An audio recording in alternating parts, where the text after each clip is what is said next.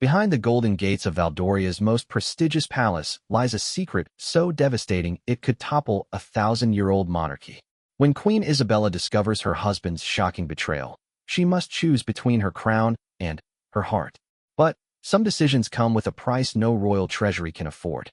This is the story of how one woman's courage changed the fate of an entire kingdom, and why sometimes the greatest battles are fought not on battlefields, but within the walls of our own homes. Queen Isabella Victoria Valdemont stood at the towering window of the royal chamber, her emerald eyes reflecting the morning sun that cast long shadows across the marble floors of Castle Valdoria.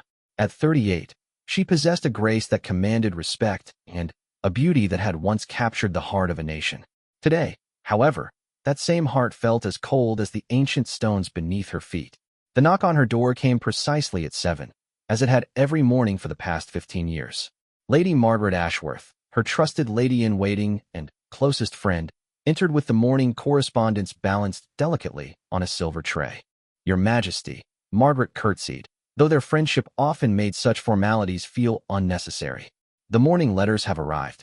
Isabella turned from the window, her silk gown rustling softly. The deep blue fabric had been chosen to complement her eyes, though today those eyes held a distant sadness that no amount of royal finery could disguise. "Any word from the king?" Isabella asked, though she already knew the answer. King Alexander had been absent from the palace for 3 weeks, supposedly attending diplomatic meetings in the neighboring kingdom of Asteria. Margaret's expression grew uncomfortable. "No, Your Majesty. But there is something else." She hesitated, her hands trembling slightly as she held out a sealed envelope. "This arrived by private courier just moments ago." The envelope bore no royal seal, no official markings. Isabella's heart began to race as she recognized the handwriting. It belonged to her childhood friend, Elena Marchetti, who now served as an ambassador to Asteria. With trembling fingers, Isabella broke the seal and unfolded the letter. As her eyes scanned the words, the color drained from her face. "My dearest Isabella," the letter began, "I write this with a heavy heart, knowing that what I must tell you will cause you great pain. I have seen Alexander here in Asteria, but not in the diplomatic circles as you might expect. He has been staying at the private estate of Countess Vivian Laurent, and I fear their relationship extends far beyond diplomatic courtesy. I have witnessed them together on multiple occasions, displaying affections that no married man should show to another woman. The Countess is with child, and while I cannot confirm the father's identity, the timing and circumstances are deeply troubling. I know this news will devastate you, but, as your friend, I could not allow you to remain unaware. The court here whispers of their affair, and I fear the scandal may soon reach Valdoria. With deepest regret and unwavering loyalty, Elena. The letter slipped from Isabella's nerveless fingers and fluttered to the floor like a wounded bird. Margaret rushed to her side, catching the Queen's arm as she swayed. "Your Majesty, what is it? What's happened?" Isabella's voice came out as barely a whisper. "He has betrayed me, Margaret. After 15 years of marriage, after everything we've built together, he has betrayed not just me, but our entire kingdom." The weight of the revelation crashed over Isabella like a tidal wave. She thought of their wedding day, when she had been just 23 and so desperately in love with the handsome prince who would one day be king. She remembered the promises they had made before God and country, the sacred vows that were supposed to bind them until death. More painfully, she thought of their son, Prince William, now 14, and away at the Royal Military Academy. How would she tell him that his father, his hero, had destroyed their family for a fleeting romance? "What will you do, Your Majesty?" Margaret asked gently. Isabella straightened her shoulders, drawing upon the strength that had been bred into her bloodline for generations. "I will do what any queen must do when faced with betrayal. I will protect my kingdom, my son, and what remains of my dignity." She moved to her writing desk and pulled out a sheet of royal stationery. "Send word to my brother, Duke Francis. Tell him I require his immediate presence at the palace. And, Margaret," she paused, her pen hovering over the paper, "this information must not leave this room. Not yet." As Isabella began to write, her mind raced with the implications. The Kingdom of Valdoria had strict laws regarding royal succession and marital fidelity. If Alexander's affair became public knowledge, it could create a constitutional crisis. The nobles who had never fully accepted a foreign-born queen would seize upon this scandal as an opportunity to diminish her power. But there was something else troubling her beyond the personal betrayal. Countess Vivian Lauron was not just any woman. She was the daughter of Valdoria's greatest enemy, the Duke of Montclair, who had been exiled 20 years ago for attempting to overthrow Isabella's father-in-law. If Alexander was involved with her, it wasn't just adultery, it could be treason. The morning sun climbed higher, casting new shadows across the chamber as Isabella continued to write. She was composing letters to trusted allies, calling in favors from those who owed their positions to her influence. If Alexander wanted to play a game of power and deception, she would show him that he had chosen the wrong opponent. Lady Margaret quietly retrieved the fallen letter from Elena, her eyes scanning its contents. Her loyalty to Isabella was absolute, forged through years of shared secrets and mutual trust. She understood immediately what was at stake. "Your Majesty," Margaret said softly, "perhaps it would be wise to have the Countess investigated discreetly. If she is indeed carrying the king's child, there may be evidence of communications between them." Isabella looked up from her writing, a newfound determination burning in her eyes. "An excellent suggestion. Contact Sir Thomas Whitmore immediately. His network of informants is the finest in the kingdom. I want to know everything about this woman, her movements, her associates, her plans." As the morning progressed, Isabella's initial shock transformed into calculated resolve. She had not survived 15 years as queen by being weak or naive. She understood the delicate balance of power that kept the monarchy stable, and she would not allow one man's selfishness to destroy everything. The irony was not lost on her that while Alexander pursued his passion in a foreign kingdom, she had remained dutifully at home, managing state affairs and maintaining the dignity of the crown. She had turned down numerous suitors over the years, men who had offered her genuine affection and companionship. Her loyalty to her marriage vows had been absolute. Now, as she sealed the last of her letters, Isabella realized that her greatest challenge was not just dealing with her husband's betrayal, but protecting the institution of the monarchy itself. The people of Valdoria needed stability and strong leadership. They could not afford to have their faith in the royal family shattered by scandal. Margaret approached with a cup of tea, her expression filled with concern. "Your Majesty, you haven't eaten anything this morning. Please, allow me to bring you something." Isabella accepted the tea gratefully, using the warm cup to steady her trembling hands. "I'm afraid I have no appetite just now, Margaret, but I appreciate your concern." As she sipped the tea, Isabella's mind turned to her son William. He was scheduled to return from the academy in 2 weeks for the annual harvest festival. How could she face him, knowing what she now knew about his father? How could she maintain the facade of a happy royal family while her world crumbled around her? The sound of approaching footsteps in the corridor outside caught her attention. Margaret moved to the window and peered out toward the palace gates. "Your Majesty," she said urgently, "a royal courier has just arrived. He bears the king's colors." Isabella's heart skipped a beat. Had Alexander discovered that she knew about his affair? Was he returning to face her, or was this some new deception? The courier was announced and ushered into the chamber. He was young and travel-worn, his uniform bearing the dust of a hard ride. He bowed deeply before speaking. "Your Majesty, I bring word from His Majesty the King. He wishes to inform you that his diplomatic mission has been extended indefinitely. He regrets that he will be unable to return for the harvest festival as planned." Isabella maintained her composure, though inside she felt another piece of her heart break. Alexander was choosing to remain with his mistress rather than fulfill his duties to his family and kingdom. "I see," she replied coolly. "And does His Majesty provide any explanation for this unexpected extension?" The courier shifted uncomfortably. He mentioned only that the negotiations require his continued presence, Your Majesty. Isabella nodded dismissively. "Very well. You may go." As the courier departed, Isabella turned back to the window. The gardens below were in full autumn bloom, a riot of gold and crimson that should have lifted her spirits. Instead, she saw only the approaching winter, cold and unforgiving. "Margaret," she said quietly, "send word to the Prime Minister. Tell him I require a private audience this afternoon. It's time the government understood that they will be dealing directly with me for the foreseeable future." The die was cast. Isabella had made her choice. She would not cower in shame or retreat from her responsibilities.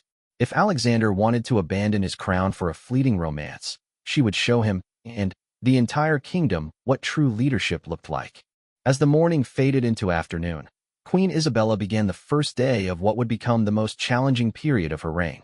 She had no way of knowing that her decisions in the coming days would not only determine the fate of her marriage, but the very future of the kingdom of Valdoria itself. The golden crown that sat upon her dressing table seemed to catch the light, reminding her of both the weight of responsibility and the power she still commanded. Alexander might have forgotten his duties, but she never would. The crown demanded sacrifice, and she was prepared to give everything to preserve it. In the distance, church bells chimed the noon hour, their solemn tones echoing across the capital city where thousands of citizens went about their daily lives, unaware that their queen's world had just been shattered. Soon, those same bells might toll for the end of an era. But Isabella was determined that when they did, she would still be standing. 3 days had passed since the devastating letter arrived, and Queen Isabella had transformed her private grief into strategic action. Her chambers had become a command center, with trusted advisors arriving discreetly throughout each day. The morning sun streamed through the tall windows as she reviewed the reports that Sir Thomas Whitmore had compiled about Countess Vivienne Laurent. The intelligence was damning. The Countess had indeed been living openly with King Alexander at her family estate, entertaining local nobility who viewed their relationship as a legitimizing of her father's political ambitions. More troubling still, she had been corresponding with exiled Valdorian nobles who harbored resentments against Isabella's reign. "Your Majesty," Sir Thomas said as he spread several documents across her desk, "the situation is more complex than we initially believed. The Countess is not merely the king's mistress. She appears to be actively working to position herself as a political alternative to your rule." Isabella studied an intercepted letter written in Vivienne's delicate handwriting.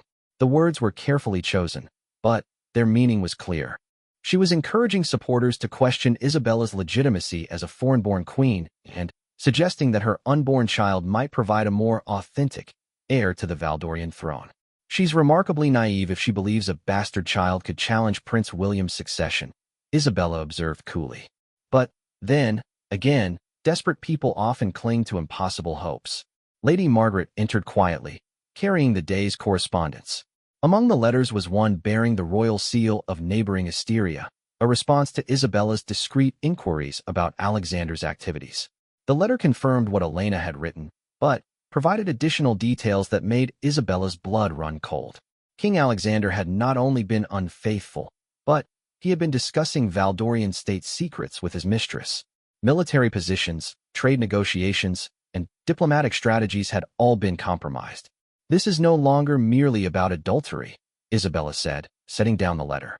"This is treason." Sir Thomas nodded gravely. "I'm afraid so, Your Majesty.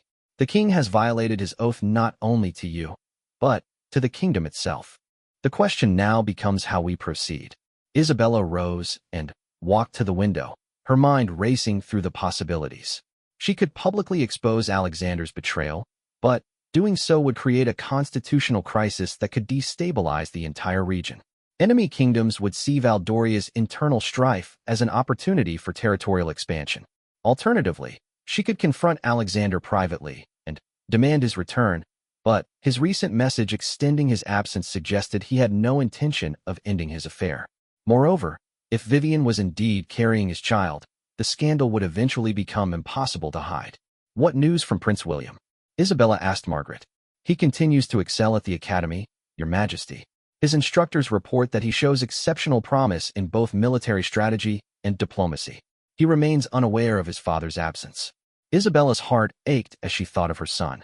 William idolized his father and spoke often of following in his footsteps as a future king. How could she tell him that the man he admired had betrayed everything they held sacred? A soft knock at the door interrupted her thoughts. Margaret announced the arrival of Duke Francis, Isabella's younger brother and one of her most trusted advisors. Francis had traveled through the night from his estate upon receiving her urgent summons. "Sister," Francis said as he entered, immediately noticing the strain in her appearance. "I came as quickly as I could. Your message suggested great urgency." Isabella gestured for him to sit, then handed him Elena's letter without preamble. She watched as her brother's expression shifted from confusion to shock to anger. "That fool," Francis muttered. "How could he be so reckless?" "The question is not how, but what we do now," Isabella replied. "I need your counsel, Francis. You understand the political implications better than anyone." Francis set down the letter and leaned back in his chair, his mind already analyzing the various scenarios. As a former military commander and current Duke of Valdoria's largest province, he had a deep understanding of the kingdom's power structures. "We have several options," he said finally. "None of them are particularly appealing, but we must choose the path that best preserves the stability of the crown." He outlined the possibilities, demanding Alexander's immediate return under threat of abdication, quietly arranging for Vivian's disappearance, or allowing the affair to continue while building a case for Isabella to assume greater royal authority. "There is another option," Sir Thomas interjected. "We could use this situation to strengthen your Majesty's position permanently. If we can prove that the king has been compromised by foreign agents, the nobility might support a regency under your authority." Isabella considered this carefully. The idea of assuming full royal power was not unappealing, especially given Alexander's recent neglect of his duties. However, such a move would require overwhelming evidence and careful political maneuvering. "What support could we count on among the nobles?" she asked Francis. "More than you might expect," he replied. "Alexander's extended absences have not gone unnoticed. Many of the younger lords have begun looking to you for leadership. Lord Pemberton has privately expressed concerns about the king's commitment to his duties." As they spoke, a commotion in the courtyard below caught their attention. Margaret moved to the window and gasped. "Your Majesty, a delegation has arrived from Asteria. They fly both diplomatic and royal banners." Isabella's heart sank. Had Alexander finally decided to return, bringing his pregnant mistress with him? The thought of facing such a public humiliation made her feel sick. But, as the delegation drew closer, she realized that Alexander was not among them. Instead, she recognized the distinguished figure of Ambassador Henrik von Straten, Asteria's most senior diplomat. His presence suggested official business, not personal drama. "Receive the ambassador in the formal throne room," Isabella instructed Margaret. "Full ceremonial protocol. Whatever news he brings, Valdoria will meet it with dignity." As they prepared to receive the delegation, Francis pulled his sister aside. "Whatever happens, remember that you are Queen Isabella Victoria Valdemont, descendant of kings and rightful ruler of this realm. Alexander's failures do not diminish your crown." Isabella straightened her shoulders and allowed her ladies to adjust her formal gown and place the smaller day crown upon her head. She would face whatever was coming with the same courage that had sustained her through 15 years of queenship. The throne room was imposing in its grandeur, with soaring ceilings and tapestries depicting centuries of Valdorian history. Isabella took her place upon the ancient throne, its carved lions symbolizing the strength and courage that had built this kingdom. Ambassador von Straten entered with his retinue, their formal dress suggesting the grave nature of their mission. He approached the throne with appropriate ceremony, but Isabella noticed the sympathy in his eyes. "Your Majesty," he began, "I come bearing difficult news regarding His Majesty King Alexander." Isabella's grip tightened on the throne's armrests, but her voice remained steady. "Speak freely, Ambassador. 3 days ago, His Majesty suffered a severe riding accident while hunting on the Loran estate. He was thrown from his horse and struck his head upon a stone wall. The physicians have attended him continuously, but he remains unconscious." The throne room fell silent except for the distant sound of wind through the high windows. Isabella processed this information carefully, understanding immediately that Alexander's condition changed everything. "What is his prognosis?" she asked. "Uncertain, Your Majesty. The physicians speak of possible permanent damage. Even if he recovers consciousness, he may not retain his full faculties." Isabella's mind raced with the implications. If Alexander was incapacitated, she would need to assume full authority as regent. The affair with Vivian, while still a personal betrayal, would become a secondary concern compared to the stability of the kingdom. "I must travel to Asteria immediately to assess his condition," she declared. "Your Majesty," Ambassador von Straten said carefully, "I should inform you that the Countess Loran has been most attentive to His Majesty's care. She has positioned herself as his primary advocate with the physicians." The audacity of the woman took Isabella's breath away. Not only had Vivian stolen her husband, but she was now attempting to control access to him during his medical crisis. "I see," Isabella replied icily. "Please inform Countess Loran that the Queen of Valdoria will be arriving tomorrow to oversee her husband's care personally. I trust she will understand the propriety of stepping aside for his lawful wife." After the delegation departed, Isabella met privately with her inner circle to plan her response. The situation had evolved beyond a marital crisis into a matter of national importance. If Alexander cannot rule, we must be prepared to establish a regency immediately, Francis advised. You have the constitutional authority, but it must be exercised decisively. And if he recovers? Isabella asked. Then, we deal with his betrayal and its consequences, Sir Thomas replied. But that is a problem for another day. As evening approached, Isabella stood once again at her chamber window, watching the sun set over the kingdom she might soon rule alone. The weight of responsibility felt heavier than ever, but she also felt a strange sense of liberation. For too long, she had been the dutiful wife, supporting Alexander's reign while sacrificing her own ambitions. Now, circumstances were forcing her to step forward and claim the power that was rightfully hers. Tomorrow, she would travel to Asteria to confront not only her husband's condition, but the woman who had tried to steal her crown. Whatever she found there would determine the future of Valdoria and her own destiny as its queen. The stars were beginning to emerge in the darkening sky as Isabella finally retired to her chambers. In 12 hours, she would begin a journey that would either restore her marriage and kingdom or destroy them both forever. But, for the first time in days, she felt ready for the battle ahead. The royal carriage thundered through the pre-dawn darkness as Queen Isabella's entourage made its way toward the Asturian border. She had chosen to travel with a minimal guard to avoid attracting attention, but Sir Thomas Whitmore rode beside her carriage, his hand never far from his sword. The fewer people who knew about this crisis, the better chance they had of managing it quietly. Isabella stared out at the passing countryside, her mind focused on the confrontation ahead. She had spent the night preparing for every possible scenario, from Alexander's complete recovery to his death. Each possibility carried its own political implications and emotional challenges. As they crossed into Asturian territory, Isabella felt a complex mixture of emotions.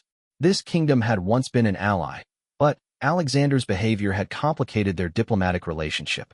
She wondered how much the Asturian court knew about her husband's affair and whether they had encouraged it for political advantage. The Loran estate appeared in the distance as the sun reached its zenith, an imposing structure that spoke of old money and older ambitions. Isabella could see why Vivian's father had once believed he could challenge the Valdorian throne. The family clearly possessed significant wealth and influence.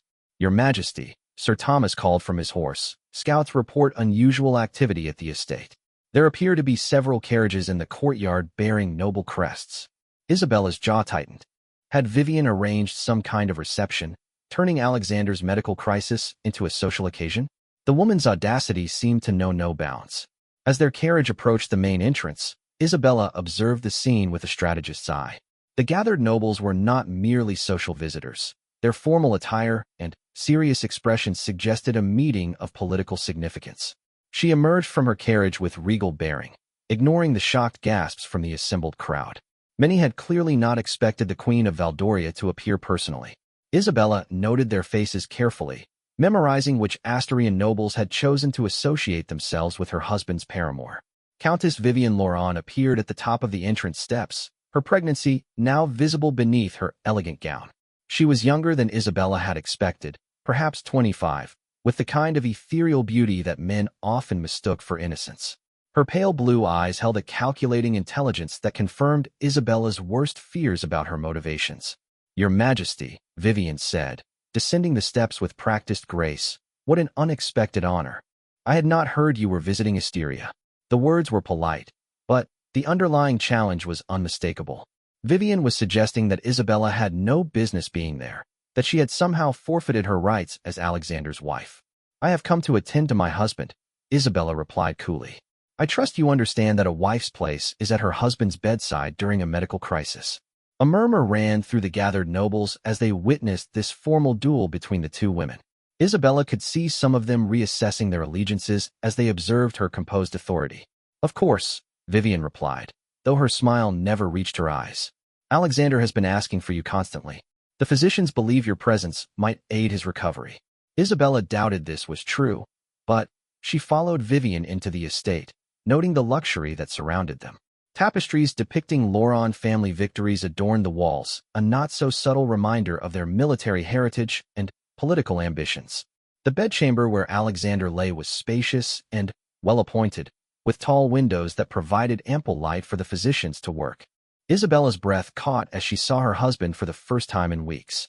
He appeared pale and drawn, with a large bandage covering the left side of his head. His breathing was shallow but steady. Dr. Marcus Pellingham, the court physician she had sent ahead, rose as she entered. His expression was grave but respectful. "Your Majesty, His Majesty's condition remains critical but stable. The injury has caused significant swelling of the brain, which has resulted in his continued unconsciousness. We cannot yet determine if there will be permanent damage." Isabella approached the bed slowly, studying Alexander's face.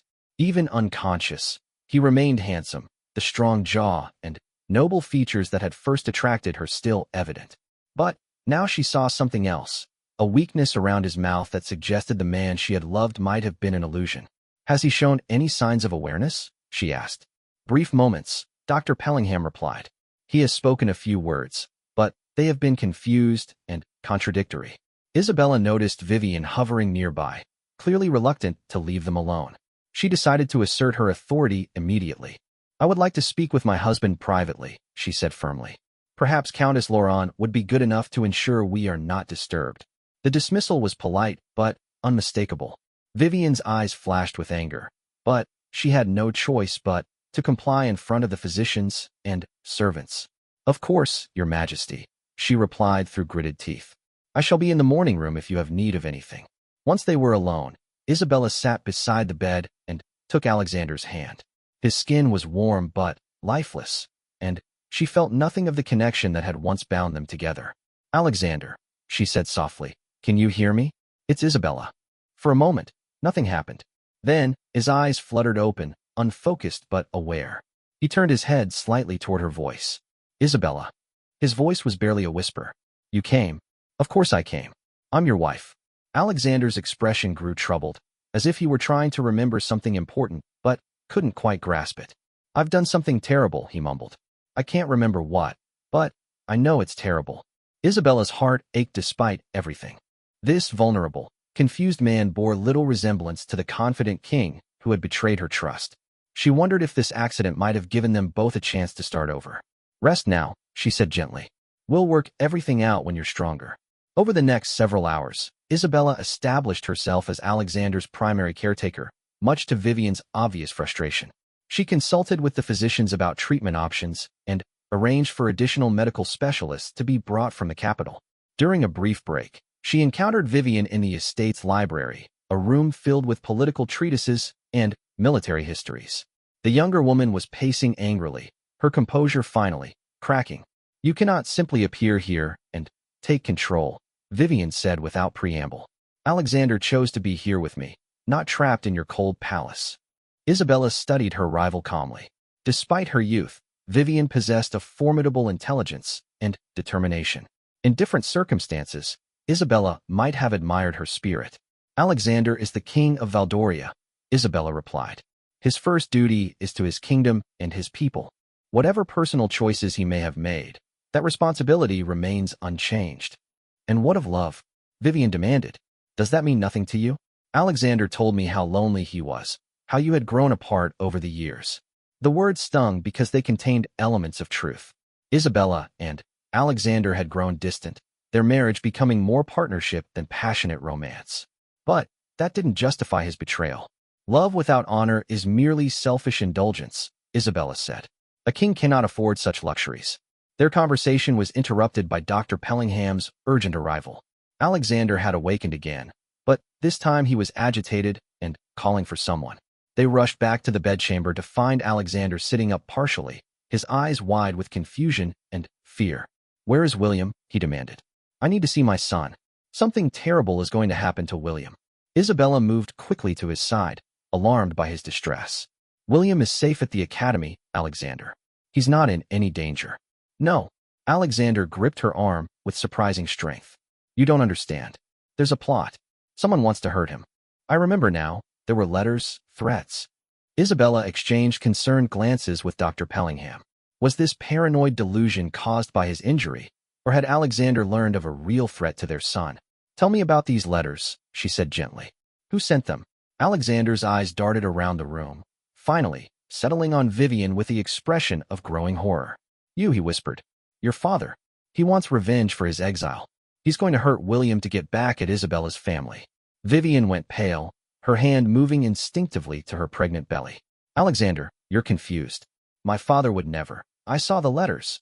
Alexander insisted, his voice growing stronger. Hidden in your desk. Plans to kidnap the prince during the harvest festival. I was going to stop it, but then… He trailed off, his hand moving to his bandaged head. The effort of remembering seemed to exhaust him, and he collapsed back onto the pillows. Isabella's mind raced with this new information. If Alexander was correct, then his affair had been more than personal weakness. It had been a trap designed to compromise him and create an opportunity to strike at the royal family. She looked at Vivian with new eyes, seeing past the beautiful facade to the calculating political operative beneath. The pregnancy, the affair, the convenient accident. Perhaps none of it had been coincidence. Sir Thomas, she called, knowing he was stationed outside the door. He entered immediately, his hand on his sword hilt. Detain Countess Laurent for questioning, Isabella ordered, and send riders immediately to the academy. Prince William is to be brought home under maximum security escort. This is outrageous, Vivian protested. You cannot arrest me on the ramblings of an injured man. Watch me, Isabella replied with steel in her voice. As Sir Thomas moved to restrain Vivian, she suddenly pulled a small dagger from her sleeve, pressing it to her own throat. If you try to stop me, I'll kill myself and Alexander's child, she threatened. How will that look to your precious people? The room froze as everyone processed this desperate gambit. Isabella realized that Vivian's mask had finally slipped completely, revealing the ruthless operative she truly was. Do you really believe I care more about scandal than my son's safety? Isabella asked quietly. You've underestimated me, Countess. Just as you underestimated Alexander's loyalty to his family when it truly mattered. The standoff stretched for several tense moments before Vivian's resolve cracked. She lowered the dagger with a sob, finally accepting defeat. As Sir Thomas secured his prisoner, Isabella turned back to Alexander, who was watching the scene with growing clarity despite his injuries. I'm sorry, he whispered. I was such a fool. I nearly cost us everything. Isabella took his hand again, but this time her touch was different, not the gesture of a loving wife, but of a queen accepting the surrender of a defeated enemy. We'll discuss your failures when you're recovered, she said coolly. Right now, we have a kingdom to protect. The battle for Alexander's soul was over, but Isabella realized that the war for Valdoria's future was just beginning. Somewhere, the Duke of Montclair was still plotting his revenge, and her son remained in danger. But, for the first time in days, Isabella felt confident in her ability to face whatever came next. She had reclaimed her power and exposed her enemies. Now it was time to use both to protect everything she held dear. The journey back to Valdoria took on the urgency of a military campaign. Queen Isabella's expanded entourage now included a subdued King Alexander, who remained weak but increasingly lucid, and Countess Vivian Laurent under heavy guard. Sir Thomas rode ahead with advanced scouts to ensure the route remained secure, while additional troops had been dispatched to intercept Prince William's escort from the academy. Isabella sat opposite Alexander in the royal carriage, studying his face as he slept fitfully against the cushioned walls. The past few days had aged him considerably, and she wondered if he would ever fully recover from both his physical injuries and the psychological weight of his betrayal. More importantly, she questioned whether their marriage could survive the revelations that had emerged. Your Majesty, Dr. Pellingham said softly from his corner seat, His Majesty's physical recovery progresses well, but I remain concerned about his emotional state. The guilt he carries may prove more damaging than his head injury. Isabella nodded thoughtfully. Alexander's remorse seemed genuine, but she had learned not to trust her own judgment where he was concerned. His affair with Vivian had demonstrated how completely he could deceive her while appearing loving and devoted. A commotion outside the carriage drew their attention. Sir Thomas had returned with urgent news, his horse lathered with sweat from hard riding. Your Majesty, he called through the carriage window, I've received word from the academy. Prince William's escort was attacked yesterday evening. The prince is safe, but 3 guardsmen were killed defending him. Isabella's blood ran cold. The Duke of Montclair's plot was already in motion, and they were racing against time to prevent further attacks. How close are we to the rendezvous point? She asked. 2 hours, Your Majesty. Captain Morrison has secured a defensible position at Ravenshollow Bridge. The prince should arrive there by sunset. Alexander stirred at the sound of their voices, his eyes opening with difficulty. William, he mumbled. Is he safe? For now. Isabella replied curtly. Though no thanks to your carelessness in trusting that woman. The harshness in her tone made Alexander flinch, but she felt no sympathy for his discomfort. Their son's life hung in the balance because of his weakness and poor judgment. As they approached Raven's Hollow Bridge, Isabella could see the defensive preparations that Captain Morrison had implemented. Archers were positioned on the high ground overlooking the ancient stone crossing, while cavalry patrols swept the surrounding countryside for signs of hostile forces. Prince William stood near the bridge's center, speaking animatedly with his escort commander despite the obvious stress of the situation. At 14, he possessed his mother's intelligence and his father's natural charisma, but seeing him in person reminded Isabella how young and vulnerable he truly was. "Mother," William called out as their carriage approached. He ran toward them with youthful enthusiasm, then stopped short when he saw his father's bandaged head and pale complexion. "Father, what happened to you?" Alexander managed a weak smile as Isabella helped him from the carriage. "A riding accident, son. Nothing for you to worry about." Isabella bit back her impulse to tell William the truth about his father's accident and its circumstances. There would be time later for difficult conversations about loyalty, duty, and the consequences of betrayal. "The important thing is that you're safe," she told William, embracing him tightly. "We're going home together, and we're going to make sure you stay safe." Captain Morrison approached with a detailed report of the attack on William's original escort. The assassins had been professionals, well-armed, and coordinated in their assault. Only quick thinking and superior training had prevented them from succeeding. "They knew our route, Your Majesty," Morrison explained. "This was not a random attack. Someone provided detailed intelligence about the prince's movements." Isabella glanced meaningfully at the carriage where Vivian remained under guard. The woman's network of conspirators was clearly more extensive than they had initially realized. "Double the guard rotation tonight," she ordered. "I want sentries posted at every approach to our camp. No one sleeps easily until we're back within the palace walls." As evening fell, the royal party established a secure camp near the bridge. Isabella insisted on sharing a tent with William, despite his protests that he was old enough to manage on his own. Alexander remained in the medical tent under Dr. Pellingham's supervision, still too weak for extended conversation. Around the campfire, Isabella finally had an opportunity to speak privately with her son about the dangers they faced. She chose her words carefully, knowing that William needed to understand the seriousness of their situation without being overwhelmed by fear. "William, there are people who wish to harm our family because of the power we represent," she explained. "Your safety is my highest priority, but you must also understand that being a prince comes with certain responsibilities." "I know, Mother," William replied with a maturity that surprised her. "The instructors at the academy have prepared us for these kinds of threats. I won't be afraid, and I won't let anyone use me to hurt Valdoria." Isabella felt a surge of pride at her son's courage, but also a deep sadness that his childhood was being stolen by political realities beyond his control. Their conversation was interrupted by Sir Thomas, who approached the fire with a grim expression. "Your Majesty, we've extracted some information from the Countess. She admits that her father has been planning this operation for months, using her relationship with the king to gather intelligence about palace security and royal schedules." "What else?" Isabella asked, though she dreaded the answer. The assassination attempt on Prince William was only the beginning. The Duke of Montclair has assembled a considerable force of mercenaries and exiled nobles.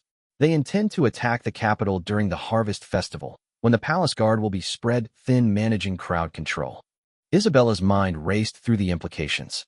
The Harvest Festival was Valdoria's most important celebration, drawing hundreds of thousands of visitors to the capital. If Montclair's forces attacked during the festivities, the civilian casualties would be enormous. "How long do we have?" she asked. 5 days, Your Majesty. The festival begins next week." Isabella stood and began pacing around the fire, her strategic mind analyzing their options.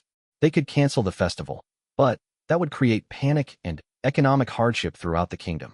Alternatively, they could use the celebration as a trap, drawing Montclair's forces into a prepared ambush. "What strength can we muster?" she asked.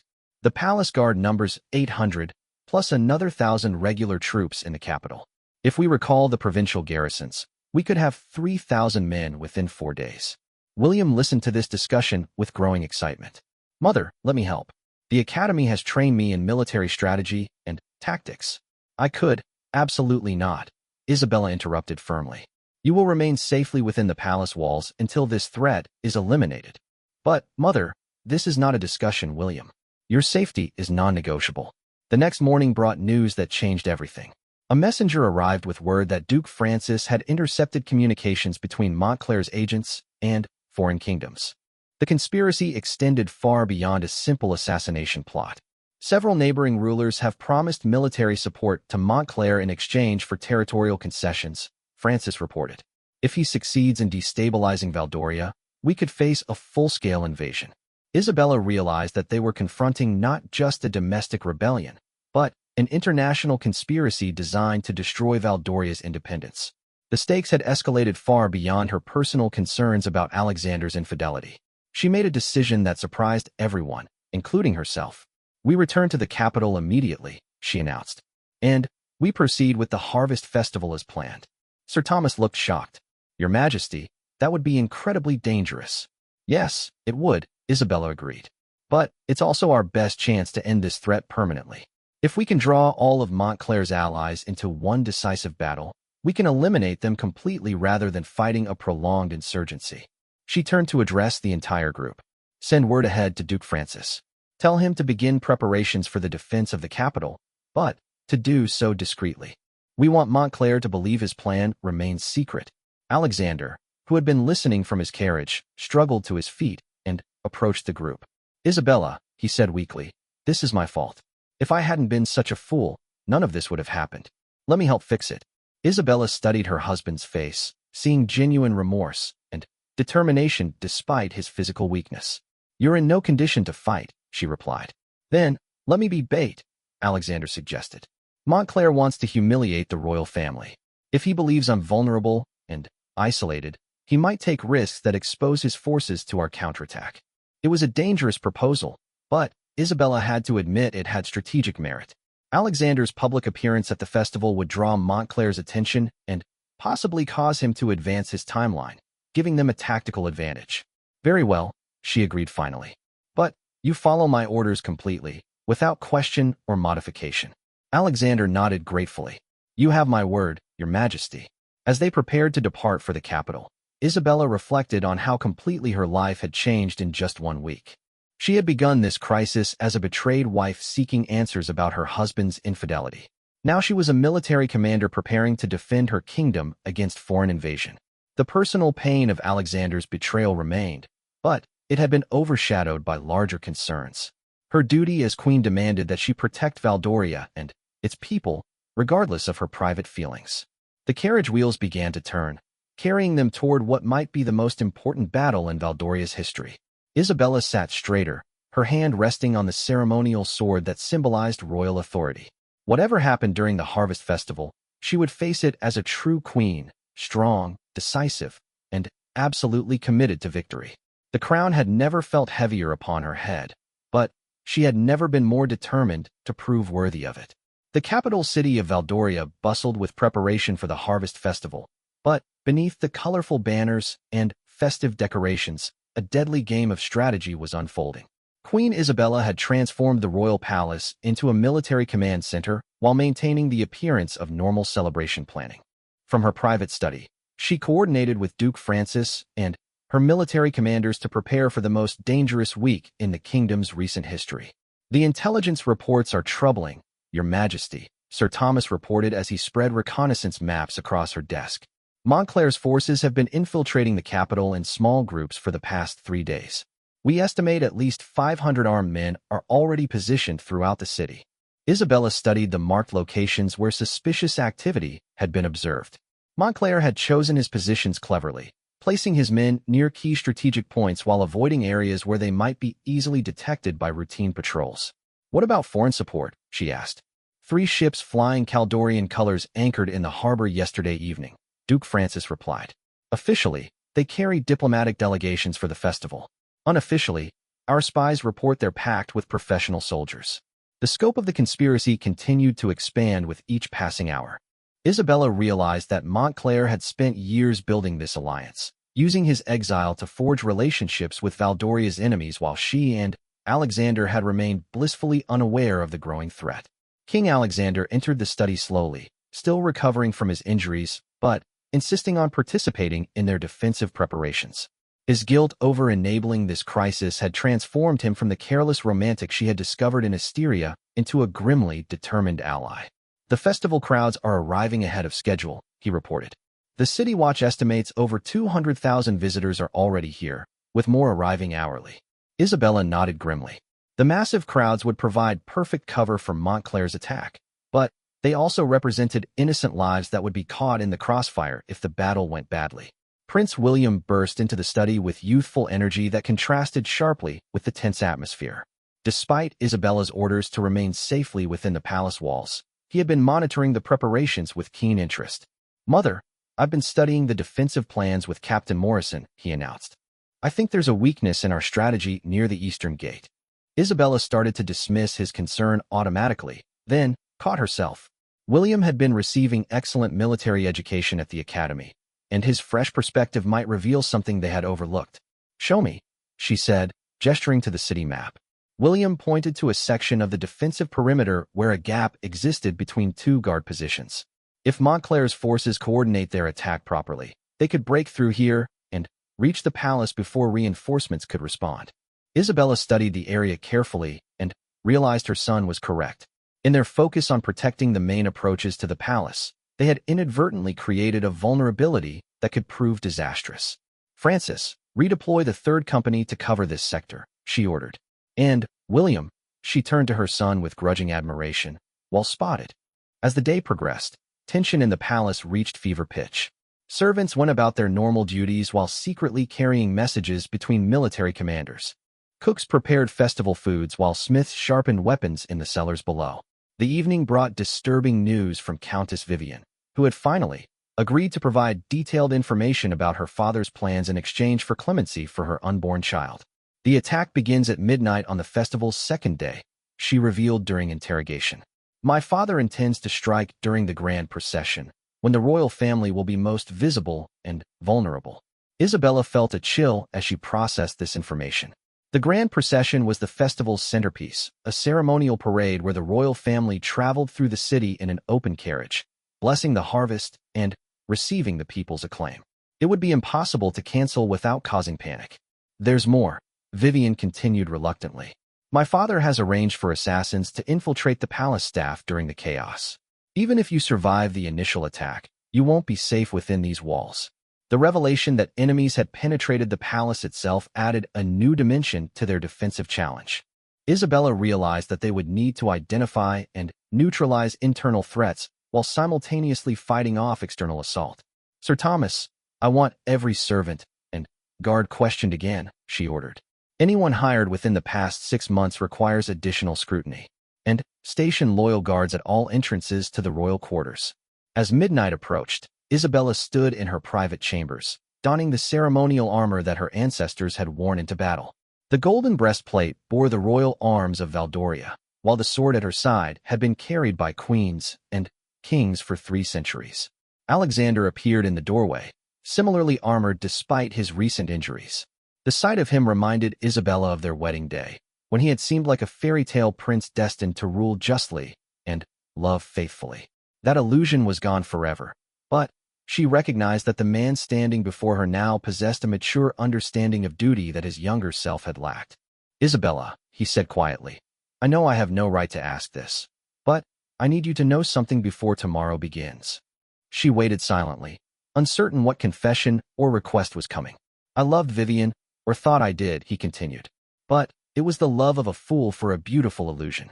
What you and I built together, our kingdom, our son, our shared responsibilities, that was real. I threw it away for a fantasy, and I will spend the rest of my life trying to prove worthy of your forgiveness." Isabella studied his face, seeing genuine remorse and a maturity that his previous self had never possessed. She realized that while she might eventually forgive Alexander's betrayal, she could never forget it or trust him completely again. "We have a battle to fight tomorrow," she replied coolly. "Personal matters can wait until our kingdom is safe." The festival's 2nd day dawned bright and clear, with thousands of citizens filling the streets in anticipation of the grand procession. Isabella observed the crowds from her window, knowing that many of these innocent people might not live to see sunset. At precisely noon, The royal family emerged from the palace into the main courtyard where their ceremonial carriage waited. Isabella had modified their traditional route to avoid the most vulnerable areas while still maintaining the procession's symbolic importance. Prince William sat between his parents in the open carriage, wearing the formal uniform of a royal heir despite his youth. Isabella had finally agreed to let him participate, recognizing that his absence would be noticed and might suggest fear or weakness. As they began their slow journey through the packed streets, Isabella's trained eye caught subtle signs that the trap was being set. Men in the crowd who avoided eye contact, nervous movements among supposed celebrants, and the conspicuous absence of normal festival vendors in certain areas. The first attack came sooner than expected.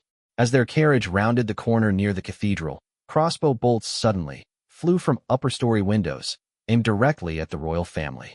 Isabella threw herself over William while Alexander drew his sword and shouted orders to their guards. The specially reinforced carriage provided some protection, but chaos erupted throughout the surrounding crowd as panic spread. To the cathedral, Isabella shouted to their driver. The ancient building offered better defensive positions than continuing through the exposed streets. Their carriage raced toward the cathedral steps while pitched battles erupted throughout the city.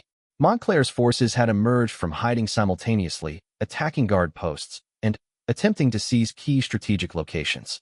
Inside the cathedral's stone walls, Isabella quickly established a defensive command post while messengers brought reports from throughout the capital. The battle was going better than expected, her defensive preparations were holding, and the enemy's coordination was suffering from their premature attack. Duke Francis reports that the eastern assault has been repelled, Sir Thomas announced. The Third Company's position held exactly as Prince William predicted. Isabella felt a surge of pride in her son's tactical insight, but she knew the battle was far from over. Montclair's main force had not yet revealed itself. The answer came as the afternoon sun began to sink toward the horizon. A massive explosion echoed across the city as the harbor fortifications came under attack from the Caldorian ships. This was the signal for Montclair's final assault. "They're attacking the palace directly," a breathless messenger reported. "Duke Montclair himself leads at least 1,000 men through the main gates." Isabella made a decision that shocked everyone present. "We return to the palace immediately. If Montclair wants to face the Queen of Valdoria, he shall have his wish." The ride back through the battle-torn streets was harrowing, but Isabella's determination never wavered. She had spent too many years building and protecting this kingdom to surrender it to a vengeful exile and his foreign allies. The final confrontation took place in the palace's Great Hall, where Montclair had established himself on the very throne Isabella's family had occupied for generations. He was older than she had expected, his hair white, and his face marked by years of bitter exile, but his eyes still burned with the ambition that had nearly destroyed Valdoria decades earlier. "Your Majesty," he said mockingly as Isabella entered with her loyal guards. "How kind of you to come home." "This is my home," Isabella replied with icy calm. "And you are not welcome here." The battle that followed was brief, but decisive. Montclair's forces, already weakened by fighting throughout the city, could not withstand the combined assault of Isabella's elite guards and the loyal troops who had remained hidden within the palace. When it ended, Duke Montclair lay dead on the marble floor, his dreams of conquest finally extinguished. Isabella stood over his body, her sword clean but her crown secure. In the days that followed, as Valdoria counted its losses and began to rebuild, Isabella reflected on how completely her life had transformed. She had begun this crisis as a betrayed wife discovering her husband's infidelity. She was ending it as a warrior queen who had personally defended her throne against foreign invasion. Alexander's betrayal had wounded her deeply, but it had also forced her to discover strengths she never knew she possessed. She was no longer the dutiful wife who supported her husband's reign. She had become a ruler in her own right, respected and feared by her enemies. Prince William had acquitted himself admirably during the battle, showing both courage and tactical wisdom that promised great things for Valdoria's future. Isabella knew that when his time came to rule, he would be better prepared than either she or Alexander had been. As for Alexander himself, his genuine remorse and brave conduct during the crisis had begun the slow process of redemption. Whether their marriage could be rebuilt remained uncertain, but Isabella was confident that he would never again prioritize personal desire over royal duty. Standing on the palace balcony as sunset painted the capital in golden light, Queen Isabella Victoria Valdemont looked out over the kingdom she had saved. The crown upon her head no longer felt like a burden. It felt like what it had always been meant to be, the symbol of absolute authority, earned through sacrifice and secured through strength. The people of Valdoria were safe, their kingdom was secure, and their queen had proven herself worthy of both their loyalty and their crown. Some battles are fought with armies and weapons, but the most important victory had been Isabella's transformation from betrayed wife to triumphant sovereign. The golden sunset promised a new dawn, and Isabella was ready to meet whatever challenges it might bring.